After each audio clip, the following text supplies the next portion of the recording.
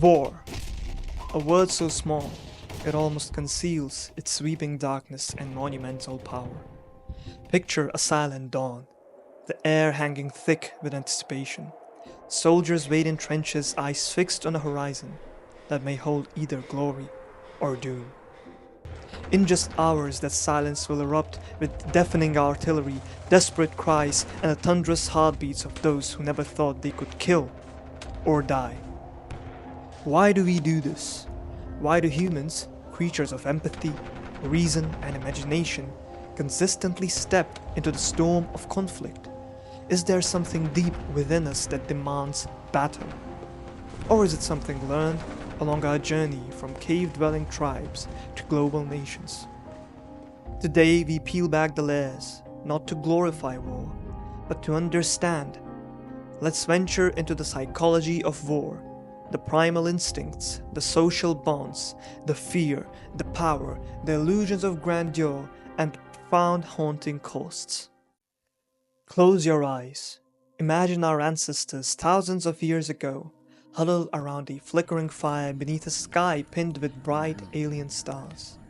They hear a rustling in the darkness, a rival clan or roving hunters. The night is cold, resources are scarce, survival is uncertain. Fear pulses through their veins. Fight or run? This moment, replicated countless times across prehistory, might be where war began. Evolutionary thinkers like Konrad Lorenz saw parallels between human conflicts and territorial animal behavior. Wolves defend their pack, lions stake their domain, and humans, capable of love, creativity, and language, still fiercely guard what they perceive as theirs. To early humans, aggression was not sadistic, it was survival. And survival demanded strategy, courage, and sometimes ruthless confrontation. Fast forward into bustling societies with temples, fortresses, and flags. Over time, tribes grew into cities and nations, forging powerful collective identities. This brings us to Henry Tatchfield's social identity theory. We define ourselves by our groups, from sports teams to entire civilizations. We seek unity, safety, a sense of shared destiny. That belonging can be beautiful, bringing camaraderie, purpose, and solidarity. Yet it can also be dangerous. When an us is created, so is a them. Whether in medieval armies or modern national pride, a group identity can transform strangers into supposed enemies, fueling conflict. Suddenly, two neighbors who once traded goods can see each other as threats, compelled by leaders or group narratives to bear arms in defense of our side.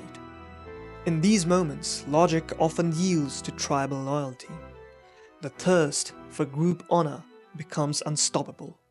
Fear is a potent spark, one ignited when we suspect others might do us harm. Thomas Hobbes in Leviathan called this primal suspicion the source of war, painting life in a world with our societal structures as nasty, brutish, and short. If you believe your rival is preparing to strike, you might strike first. It's a grim logic, often leading to arms races and precipitous violence. But war isn't just spontaneous panic. Karl von Clausewitz in On War described conflict as the continuation of politics by other measures. Leaders might see war not as chaos but as calculated strategy, a means to gain resources, push ideology, or secure political advantage.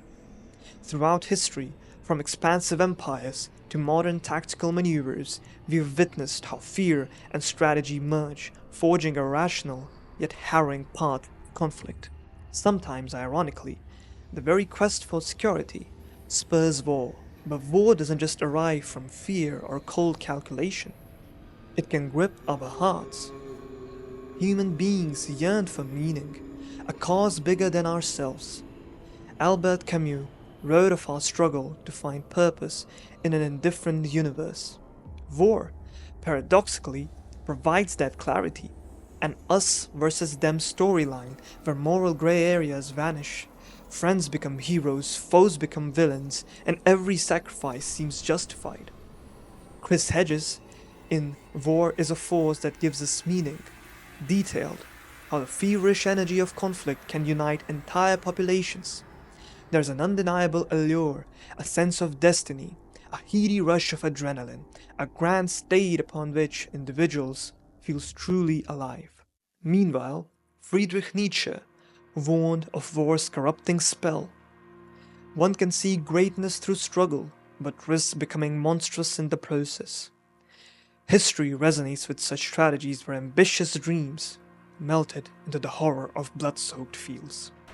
War is destruction incarnate, cities crumble, families scatter and fields burn. Yet it also catalyzes change. Heraclitus, the ancient Greek philosopher, called conflict the father of all things, implying that turmoil drives evolution. Time and again, wars have thrust societies into leaps of technology, medicine and industrial might, radars, nuclear energy, the internet, each ironically born of competitive strife. But at what cost? Is that progress worth the sorrow of countless lost lives and fractured homes? Reminders echo through history. One side's innovation often emerges from another's ruin. War's creative shadow is inseparable from its destructive reality, leaving us to question whether humankind truly needs violence to innovate. Though leaders may hail war for strategic gain or soldiers find a strange camaraderie under fire, war's deepest scars run through minds and souls. Sigmund Freud introduced the idea of a death drive, thanatos, an unconscious pull toward aggression and destruction. When magnified on the battlefield, this drive leads to devastation, both during and after combat. Soldiers return changed, haunted by images of fallen comrades, harmed civilians, or unbearable moral burdens. But conflict doesn't just wound combatants. Whole societies tremble in its aftermath. Ruined infrastructure, divided communities, generations of bitterness. Children grow up in the rubble of old battles, inheriting fears and anger they scarcely understand. Even after the guns fall silent, war's reverberation echo in poetry, national narratives, and simmering resentments that might one day spark anew. So we must ask, is war fated, or can humans break this cycle? Steven Pinker, in his book The Better Angels of Our Nature, cites data suggesting a downward trend in violence over centuries. He points to stronger institutions, global connectivity, and moral evolutions as forces steering humanity toward peaceful resolution. Are we inching, however slowly, toward a future where war is archaic? Others remain cautious. They note new forms of conflict, cyber attacks, economic sanctions, ideological showdowns, replacing traditional pitched battles. Many also highlight that regional wars still rage. The question lingers, do these reflect ancient patterns wearing modern armor, or are they stepping stones to eventual global peace? Eastern thought offers a varied lens. The Bhagavad Gita grapples with war's moral quandaries, portraying a warrior prince torn between duty and compassion. Buddhism advocates nonviolence, suggesting that greed, hatred, and delusion, the three poisons, stir conflict. According to these perspectives, the end of war begins in the human mind, rooted in how we manage our desires, fears, and illusions. In the end, war acts as a mirror, reflecting both our fiercest instincts and our noblest aspirations. It reveals the primal core that once guarded our ancestors from predators, the loyalty that binds us to our communities, the strategic thinking that shapes civilizations, and the fragile illusions of purpose that can captivate entire nations. Yet it also exposes our ability to self-destruct, to let fear and ambition overshadow compassion, and to invest vast intelligence in weapons rather than wisdom. So are we doomed to repeat this story forever? Or can we choose a different path? If this exploration resonated with you, please like, share, and subscribe. Let's continue the conversation. Can we truly transcend war?